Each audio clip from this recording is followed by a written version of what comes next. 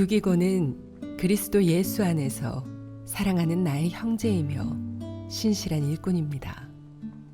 그가 우리의 형편을 상세히 알려줄 것입니다. 내가 그를 여러분에게 보내는 것은 여러분이 우리 소식을 듣고 격려를 받도록 하기 위해서입니다. 또한 여러분의 동료 오네시모도 함께 보냅니다. 오네시모 역시 우리가 사랑하는 신실한 형제입니다. 그들 둘 다 여러분에게 이곳 사정에 대해 자세히 말해줄 것입니다. 자, 우리 가슴에 손을 얹고 믿음을 고백합시다. 하나님은 나를 사랑하십니다. 나는 그 사랑 안에 있습니다.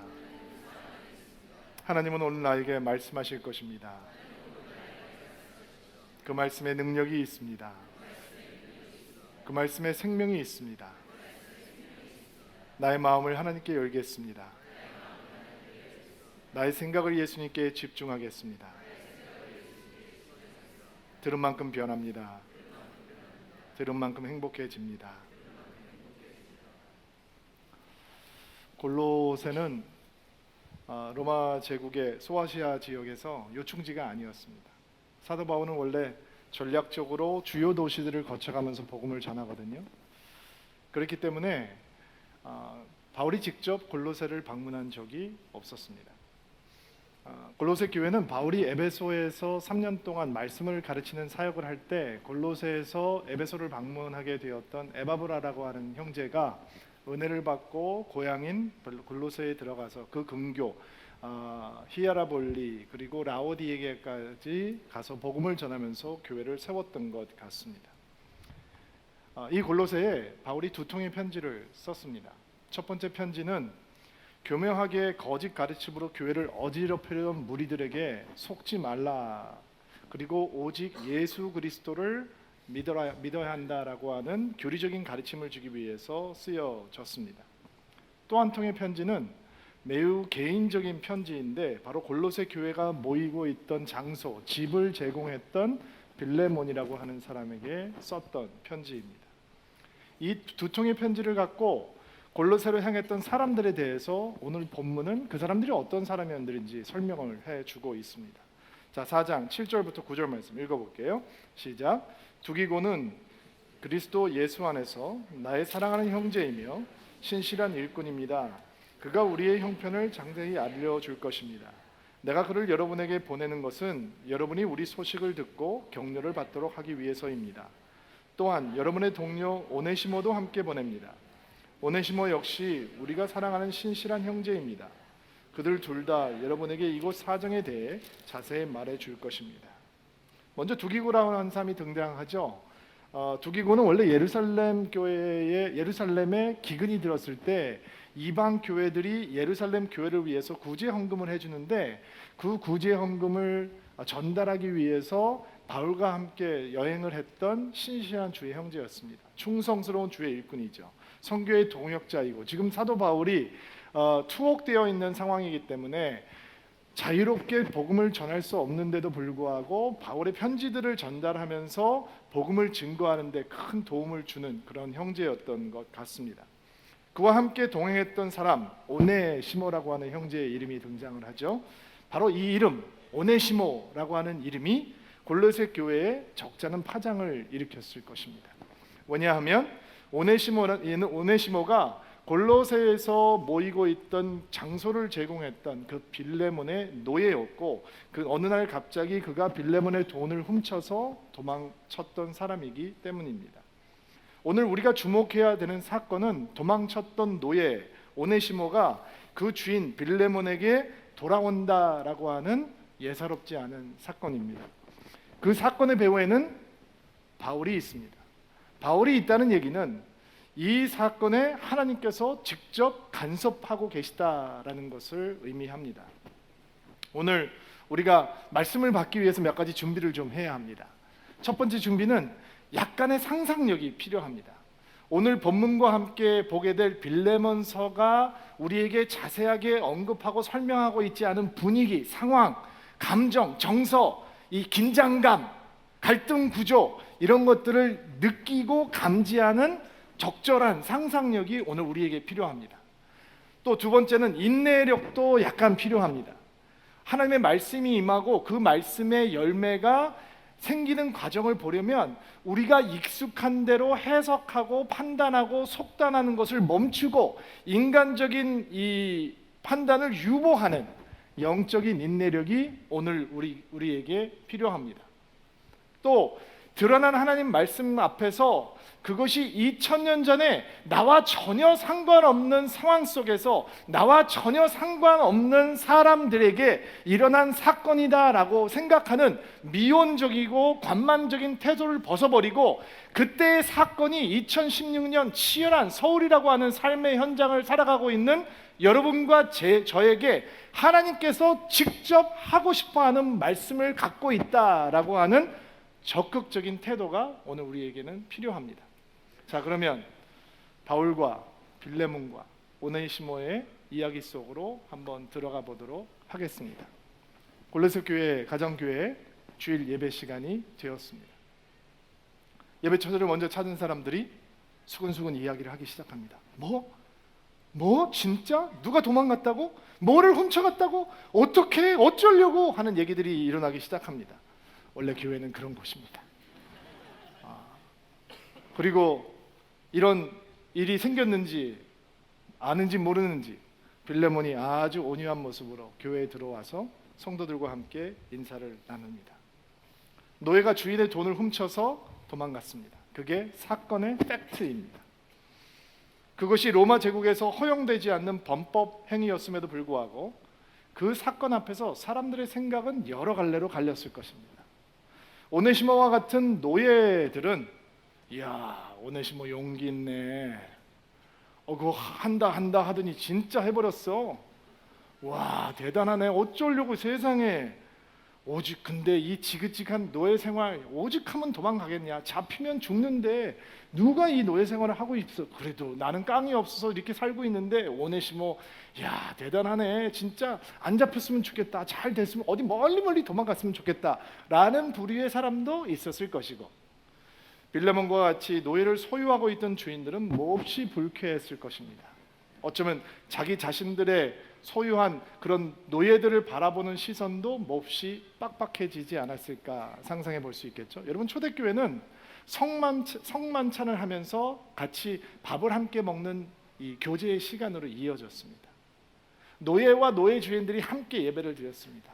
이 소식이 전해졌던 그 빌레몬의 돈을 훔쳐서 오네시모가 도망갔다라고 하는 소식이 터진 날 아마 노예 주인들과 노예들은 함께 모여서 예배를 드리며 성만찬을 띠며 그 자리가 그 어느 때보다 불편했을 수도 있겠죠. 이 사건을 놓고 어떤 사람들은 이해된다, 어떤 사람들은 말도 안 된다, 어떤 사람들은 그럴 수도 있지, 어떤 사람들은 아니 어떻게 그럴 수가, 어떤 사람들은 잡히지 말아야 될 텐데, 어떤 사람들은 빨리 잡혀야 될 텐데. 사람들이 같은 사건을 이렇게 각기 다르게 해석할 수 있다는 것이 여러분 느껴지십니까? 우리는 정확하게 오네시모가 어떤 사람인지 모릅니다. 오네시모가 어떻게 노예가 되었는지 알 수 없습니다. 노예로 태어났는지, 노예로 전락했는지, 노예로 잡혀왔는지 우리는 알 수 없습니다. 그러나 어떻게 노예가 되었던 간에 그 노예라고 하는 자리가 오네시모에게 가장 벗어나고 싶은 자리였다라고 하는 것은 추측해 볼 수 있습니다. 빌레몬이라고 하는 사람이 바울과 친밀한 우정을 누리고 있는 사람이고, 그리고 그가 자기 집을 교회로 내놓을 만큼 신실한 믿음의 형제였다는 것을 전제하더라도 오네시모는 여전히 빌레몬의 노예였고, 그 노예의 자리는 목숨을 걸고 도망치고 쉴 만큼 벗어나고 싶은 자리였다라는 것입니다. 언젠가 시사 프로그램에서 어떤 여성 국회의원이 군대에 문제가 많다. 죄송합니다, 대대장님. 그 부대는 문제가 없다는 걸 제가 압니다. 한국 군대가 이게 문제가 많다. 우리 아들들이 가고 싶어하는 군대를 만들어줘야 된다라고 열변을 토하기 시작했습니다. 그 얘기를 다 듣고 한 남성 토론자가 이렇게 답을 했습니다. 세상에 가고 싶은 군대가 어디 있습니까? 군대라는 것은 밥을 먹어도 배가 고프고 옷을 입어도 춥고 무슨 얘기를 들어도 서러운데 세상에 가고 싶은 군대가 어디 있습니까? 남자들은 박수를 치기 시작했습니다. 여러분, 로마 제국에서 주인의 돈을 훔쳐서 도망가는 노예에게는 사형이 주어질 수 있다라고 하는 것은 상식입니다. 그런데 오네시모는 도망을 선택했습니다. 오네시모의 마음을 들으셔야 됩니다. 벗어나고 싶습니다. 잡히면 죽을지 모릅니다. 그러나 이렇게 사는 것보단 그렇게 위기를 한번 목숨을 걸고 위기를 한번 넘어오는 게 차라리 낫습니다. 아무리 짧은 시간이라도 노예가 아닌 신분으로 잠시라도 살아보고 싶습니다. 벗어나고 싶습니다. 어떤 삶도 이거보다는 나을 것입니다 라는 마음이 여러분 저는 들렸습니다. 어쩌면 오네시모가 우리가 상상하는 것보다 훨씬 더 악하고 못된 노예이며 주인에게 큰 손해를 입히고 어차피 여기서 죽으나 저기서 도망가서 죽으나 죽기는 내 마찬가지인데 튀자! 그리고 갔던 막가파 인생이었다. 그래도 우리의 묵상의 흐름, 생각의 흐름은 바뀌지 않습니다. 노예가 돈을 훔쳐서 도망갔습니다. 그러다 복음을 들었습니다. 도망친 오네시모가 어떻게 투옥되어 있던 바울을 만나게 된 것인지 우리는 정확하게 알지 못합니다. 어느 정도의 시간이 흐르고 바울을 만나서 복음을 접하고 회심하게 되었는지 자세히 알 수 없습니다. 확실한 것은 그가 바울을 만나서 복음을 들었고 그래서 바울이 내가 갇힌 중에 낳은 아들이다, 얻은 아들이라 라고 하는 표현을 쓰고 있다는 거죠. 그리고 그냥 회심자라라고 부르지 않고 그는 나에게 아들 같은 존재이다. 나의 신복 같은 사람이다. 나의 심장 같은 존재이다. 쉬운 성경은 나의 분신 같은 존재이다. 나에게 유익한 존재이고 내가 옆에 두고 싶지만 지금 당신의 노예이기 때문에 내가 그럴 수 없어서 당신이 그를 받아주고 보내주었으면 좋겠다라고 표현을 한 만큼 오네시모는 진짜 하나님을 만났던 것 같습니다. 자, 얼마나 잘된 겁니까? 여러분, 도망친 노예가 당시로 보면 범죄자죠. 바울을 통해서 예수님을 믿게 되고 사회의 가장 밑바닥 인생이 예수님을 향해 마음을 열고 하나님의 사람이 되었습니다. 얼마나 좋은 일입니까? 그러면 걔가 천선했으니까 멀리 도망가서 아무도 모르는 데 가서 숨어서 살면 되는 거 아닙니까? 그런데 지금부터 하나님의 간섭과 하나님의 음성이 들려오기 시작합니다. 저는 바울과 오네시모와 빌레몬에 대해서 묵상하면서 하나님의 간섭과 음성이 순차적으로 임해왔다라고 해석을 했습니다. 저는 가장 먼저 하나님께서 바울에게 말씀하셨다라는 묵상을 해보았습니다.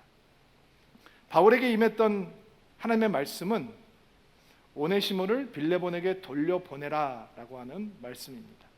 왜 제가 바울에게 먼저 말씀하셨을 것이다 라고 묵상하게 되었냐면 도망친 노예, 그것이 무엇을 의미하는지 알면서 예수 믿은 지 그렇게 오래되지 않았던 오네시모라고 하는 사람이 스스로 그 결정을 하기에 그 결과는 너무 처참했기 때문에 저는 하나님께서 먼저 바울을 통해서 말씀하셨을 것이다 라고 하는 묵상과 추측을 해보는 것입니다.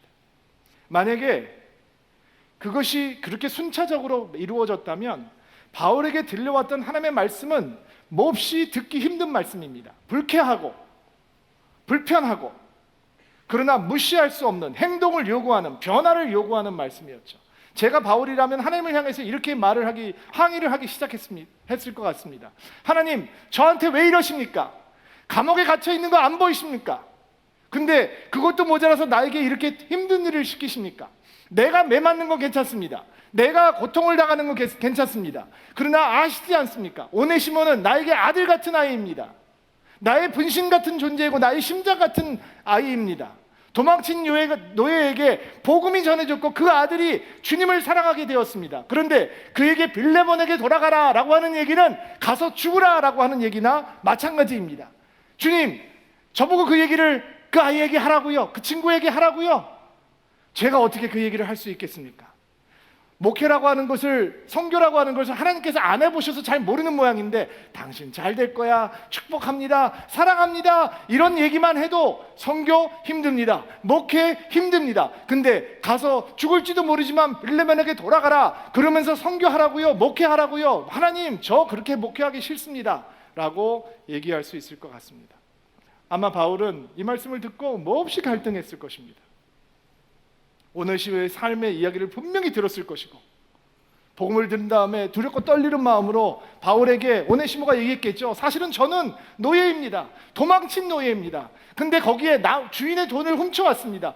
돈을 훔치지 않고는 도대체 탈출할 수가 없었기 때문에 나는 목숨을 걸고 그 일을 했습니다. 다 고백을 했을 텐데 이제 그거를 뻔히 알면서 빌레몬에게 돌아가라 라고 얘기를 하라. 하나님 저도 좀 우아하게 목회하고 싶어요. 그런 거 베드로 시키세요. 베드로는 예수님 3번 배반했잖아요. 도마 시키세요. 손가락 넣어봐야 된다고 얘기했잖아요. 저는 지금 벌을 받고 있잖아요. 뭐 이런 생각이 들지 않았을까? 그런 갈등 구조가 느껴지시나요? 그런 말을 하기 원하는 목회자가 어디 있겠습니까? 결과를 뻔히 알면서 근데 결국 바울은 오네시모에게 말하죠. 빌레몬에게 돌아가야 하겠다. 기호도 설명했을 것입니다. 자, 이제 하나님의 음성과 간섭이 오네시모에게 시작됩니다. 오네시모에게 말씀하십니다. 아마 빌레몬의 집에서 교회가 모이고 있었는데 오네시모가 그 집에 있을 때는 복음을 받아들이지 않았던 것 같아요. 왜냐하면 갇힌 중에 얻은 아들이라고 그랬잖아요. 왔다 가면 들어질지는 모르지만 그가 예수의 사람이었던 것 같진 않아요.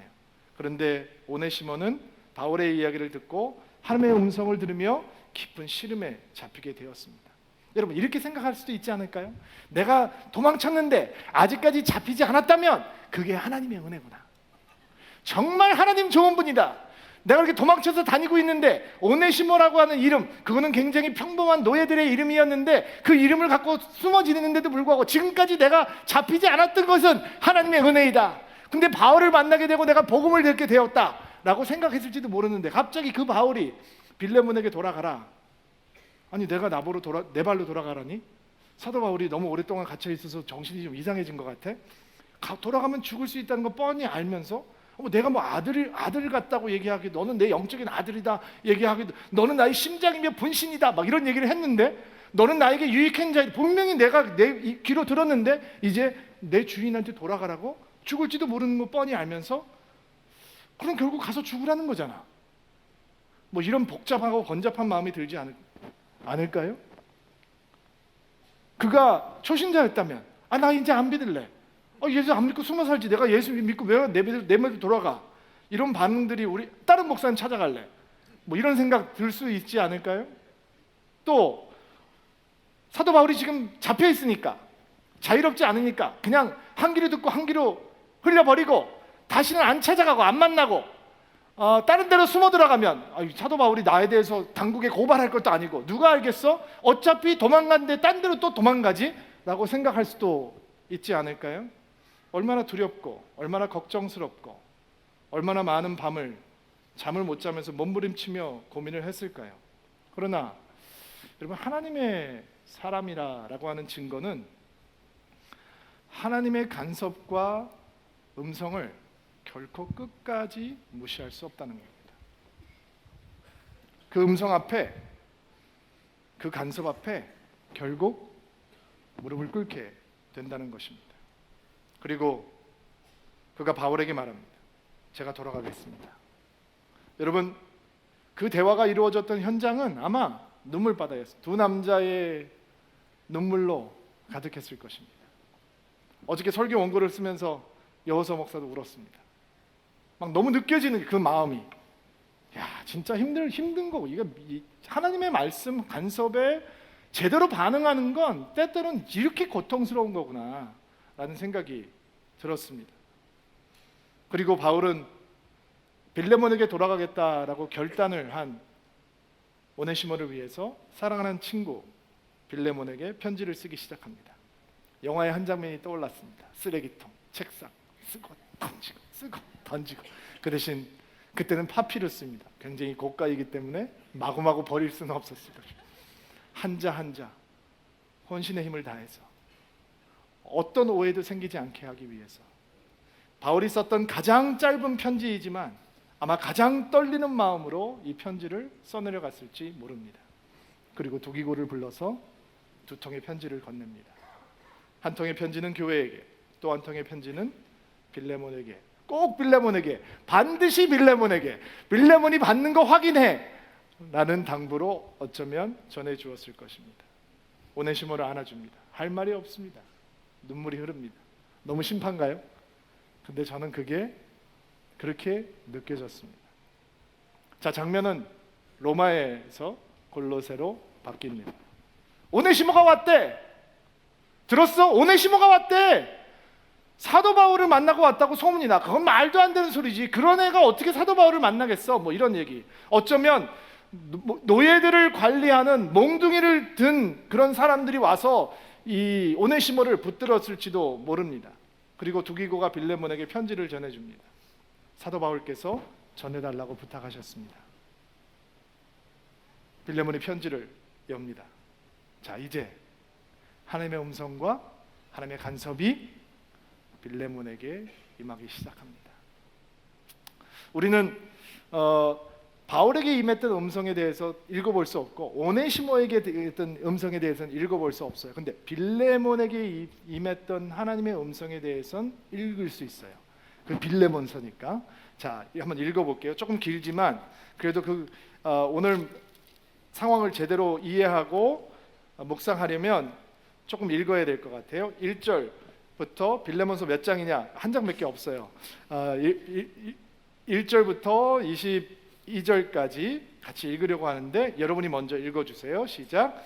예수 그리스도의 복음을 전하다가 감옥에 갇힌 바울과 형제 디모데는 우리의 사랑하는 친구이며 동역자인 빌레몬과 자매 앞비아, 우리와 함께 군사가 된 아키포, 그리고 그대의 집에서 모임을 갖는 교회에게 이 편지를 씁니다. 우리 아버지 하나님과 주 예수 그리스도의 은혜와 평안이 여러분께 함께하기를 빕니다. 나는 기도할 때마다 그대를 생각하며 하나님께 늘 감사드립니다. 그것은 성도에 대한 그대의 사랑과 주 예수님에 대한 그대의 믿음을 전해드렸기 때문입니다. 믿음을 통해 그리스도 안에서 우리가 누리는 모든 복을 그대가 알고 다른 사람들에게도 전하기를 기도합니다. 나의 사랑하는 많은 사람에게 기쁨을 주었고 또한 내게도 큰 기쁨과 위로가 되고 있습니다. 자, 지금까지는 서론입니다. 빌레몬이 어떤 사람인지 여러분들 이게 이해가 되시죠? 자, 본론이 시작이 됩니다. 그대에게 한 가지 부탁할 일이 있습니다. 그대가 주님을 사랑한다는 것을 믿고 있기 때문에 주님의 이름으로 그대에게 명령할 수도 있습니다. 그러나 그렇게 하지 않고 그대를 아끼고 사랑하는 마음으로 부탁하려고 합니다. 나는 지금 나이가 많고 예수 그리스도를 위해 갇혀 있는 사람입니다. 감옥에 갇혀 있는 동안 나는 믿음의 아들 오네시모를 얻었습니다. 그를 위한 부탁이니 들어주시기 바랍니다. 쓸모없는 종이었지만 이제는 그대나 나에게 큰 도움이 되는 사람이 되었습니다. 나는 이제 나의 분신과도 같은 그를 그대에게 돌려보냅니다.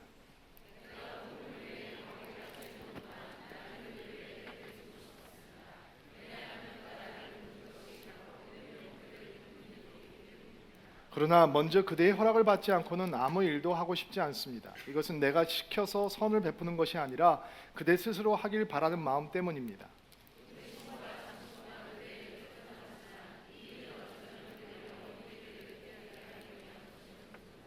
그러나 이제는 종이 아니라 그보다 훨씬 더 귀한 사랑하는 형제로서 대해 주십시오. 나는 그를 소중히 여기지만 아마도 그대는 주님 안에서 그를 한 사람, 한 형제로 사랑하기 때문에 나보다 더 소중히 여길 것입니다. 그대가 나를 친구로 생각하거든 오네시모를 다시 받아주고 나를 맞이하라. 만일 오네시모가 그대에게 잘못한 일이 있거든 그 책임을 내게 대신 돌리십시오. 또 갚아야 할 것이 있다면 그것도 나에게 돌리십시오.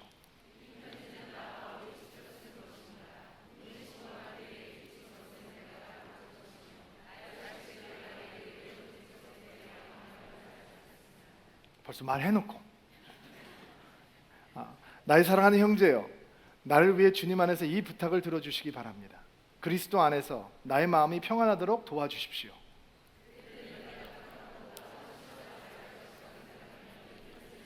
(22절) 다 같이. 그리고 내가 가서 머물 곳도 준비해 주면 좋겠습니다. 그대의 기도로 너무 재미있는 편지죠.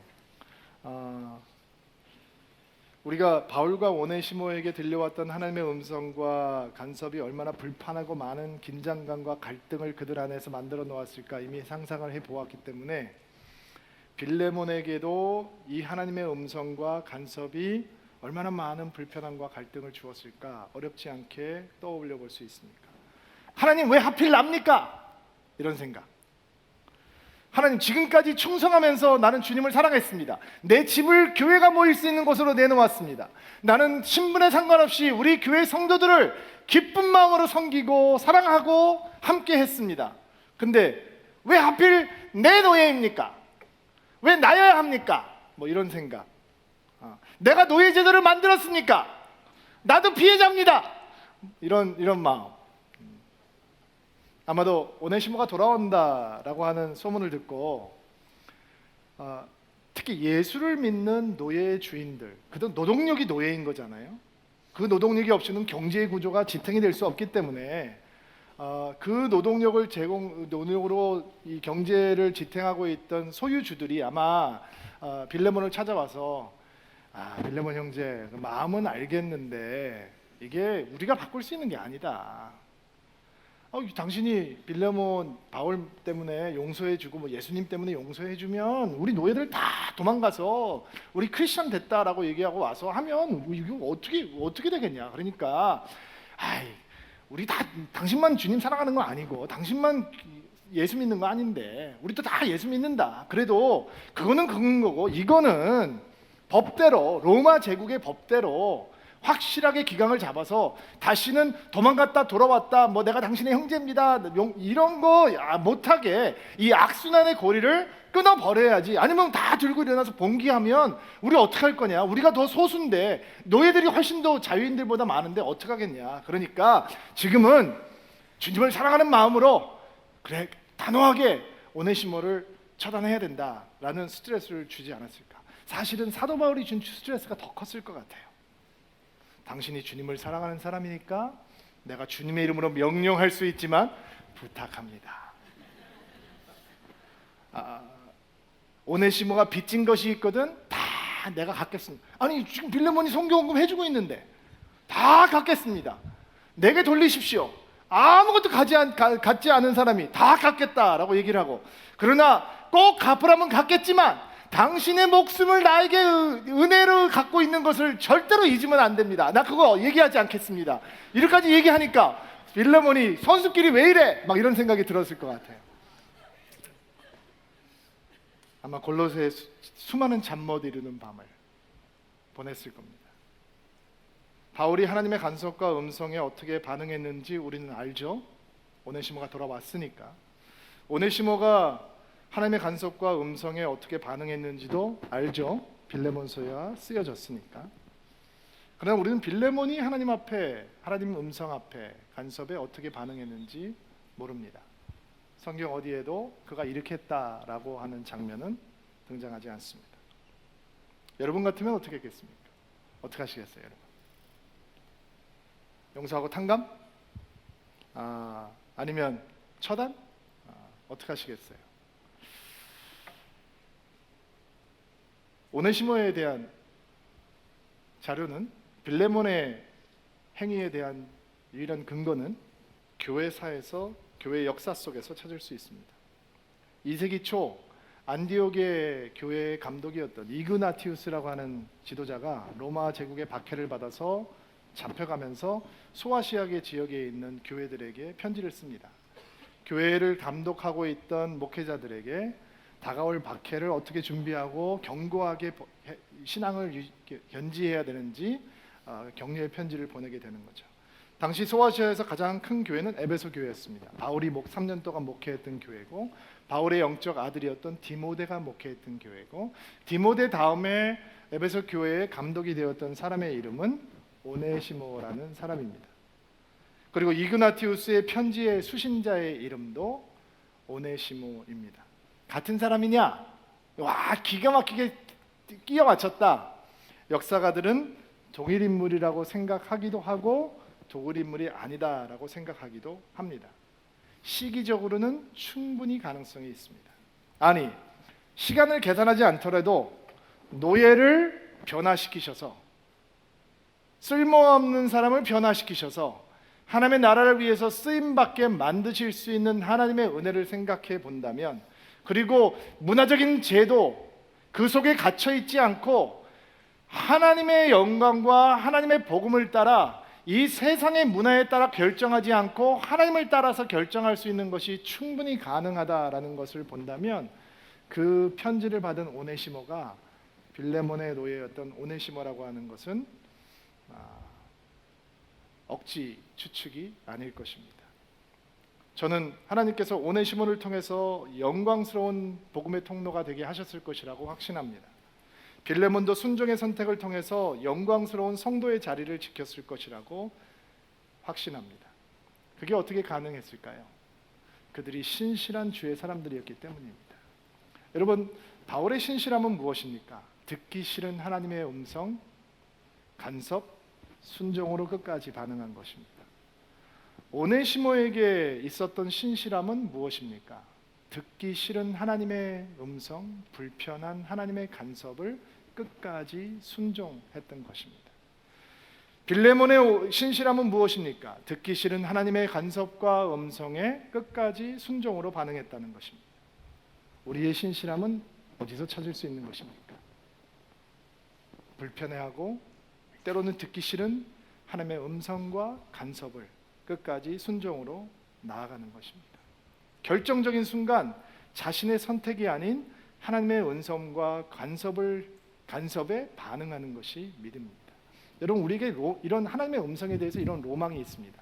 하나님은 절대로 우리에게 격려가 되는 것만 요구하시고, 위로가 되는 말씀만 하시고, 우리를 불편하게 하지 않으시고, 우리가 원하는 것들을 이루어 주시는 것을 기뻐하시는 하나님이시며, 그렇게만 말씀하실 것이다 라고 하는 로망이 우리에게 있습니다.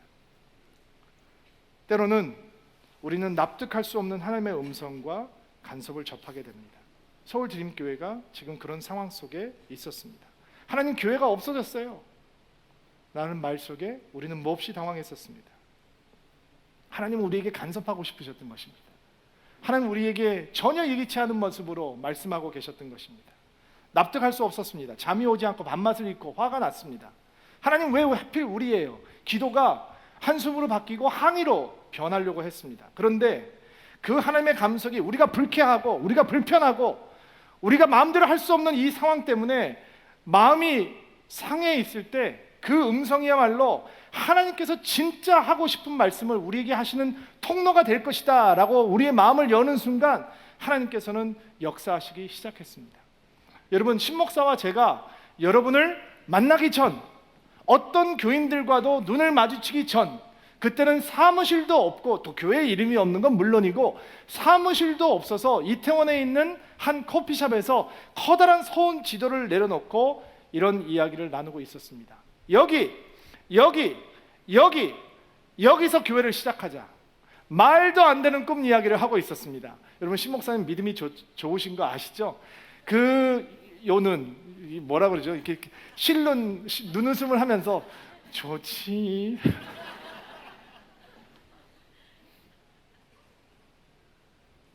저는 DBS를 준비하면서 그 첫 꿈을 꾸던 우리의 모습을 보게 해주셨습니다. 처음부터 그 꿈이었습니다. 우리는 처음부터 그 꿈을 가지고 나갔습니다. 서울 드림교회, 서울 안에서 하나님의 꿈을 꾸고 서울을 하나님 앞에 드린다. 우리는 한 번도 건물을 꿈꾼 적이 없습니다. 우리는 서울 안에서 하나님의 교회가 된다. 그리고 그것을 캠퍼스를 여러 개 만드는 것이라고 생각했습니다. 근데 그것은 목회자에게나 성도들에게나 버거운 일이었습니다. 이게 아니라면 어떻게 하는 것이지? 근데 하나님께서 너무 우리의 하나님의 음성과 간섭을 못 감지하니까 하나님께서 교회를 없애버리셨습니다. 예배를 드릴 수 없게 만드셨습니다. 함께 모여서 기도하는 것도 막아버리셨습니다. 그리고 우리는 보게 된 것입니다. 처음부터 이거였습니다.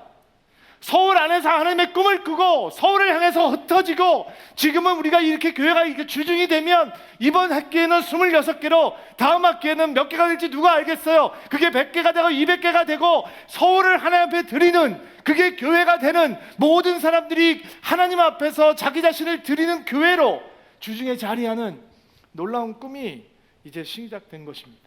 여러분, 우리가 하나님을 향해서 하나님 불편합니다, 불쾌합니다, 이럴 수 없는 거죠 라는 순간 정말로 말씀하시는 하나님의 은혜가 우리에게 임하는 것입니다. 납득하기 힘든 음성, 불쾌하고 불편한 하나님의 음성 앞에서 하나님께서 우리에게 기대하시는 건 동의가 아니죠. 수긍이 아닙니다. 순종입니다. 그게 믿음의 길입니다. 그 순종이 없이 하나님의 음성을 끝까지 듣는 것은 불가능합니다. 그 하나님의 음성과 간섭이 내가 원하는 것보다 선하시다라고 하는 것을 인정하지 않고는 절대로 하나님의 음성을 끝까지 드러낼 수 없습니다.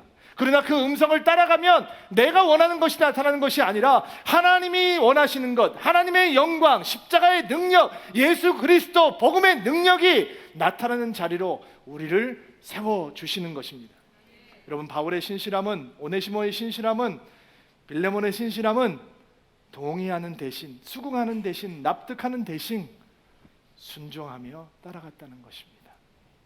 사랑하는 형제들, 자매님들, 드림인들, 주의 이름으로 축복합니다. 우리 앞길이 그 순종만으로 나아갈 수 있는 길이 되기를 바랍니다. 하나님께서 꿈꾸시는 바로 그 서울 드림교회, 그게 우리가 되기를 다시 한번 주의 이름으로 축복합니다.